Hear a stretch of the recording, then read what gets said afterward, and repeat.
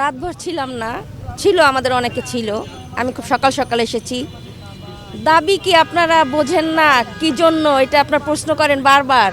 আমাদের দাবি তো একটাই, আমাদের সম্মুখে বিচার চাই। আমরা হাদি হত্যার বিচার চাই।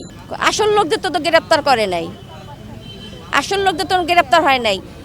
তারা গ্রেপ্তার করতে চাইলে তো সেই অপরাধী তো ঢাকা থেকে বের হওয়ার কথা না। আমরা তো গুলি খাওয়ার পরে ফেসবুকে দেখলাম যে অপরাধী কারা, সব ফেসবুকে তো আমরা সাথে সাথে দেখতে পেলাম।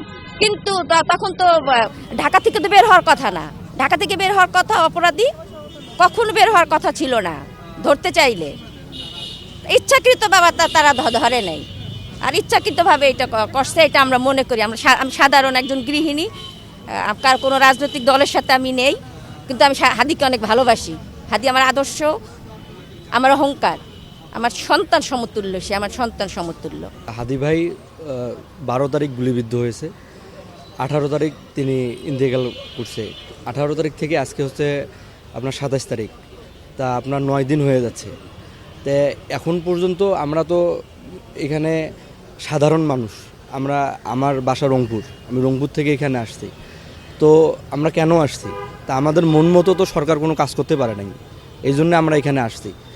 তা সরকার যাদেরকে ধরছে, আমরা তাদেরকে মনে করি না যে ওদের দ্বারাই কোনো আমাদের সারা বাংলাদেশের মানুষের যেটা চাওয়া আকাঙ্ক্ষা এটা পূরণ হয়েছে। এই জন্য আমরা এখানে আসছি।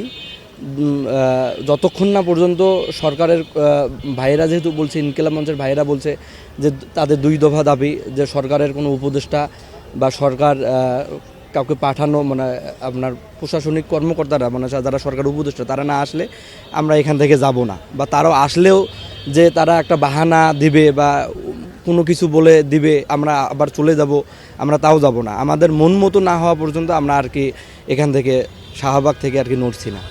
টাঙ্গাইল থেকে এই ঢাকা শাহবাগে আসার উদ্দেশ্য একটাই, আমাদের হাদি ভাই চেয়েছিল আমাদের জন্য ইনসাফ। এখন হাদি ভাইকে অন্যায়ভাবে তাকে শহীদ করা হয়েছে। আমরা চাই এখন হাদি ভাইয়ের জন্য ইনসাফ। তার জন্য আমাদের যদি রাজপথে দিনের পর দিন কাটাতে হয়, তা আমাদের কোনো সমস্যা নাই। কারণ ইনসাফের জন্য আমরা সবসময় যেভাবে 24-এ ছিলাম, বিগত সময়ে আমাদের উত্তরসূরিরা ছিল, তেমনি আমরাও থাকবো ইনশাল্লাহ।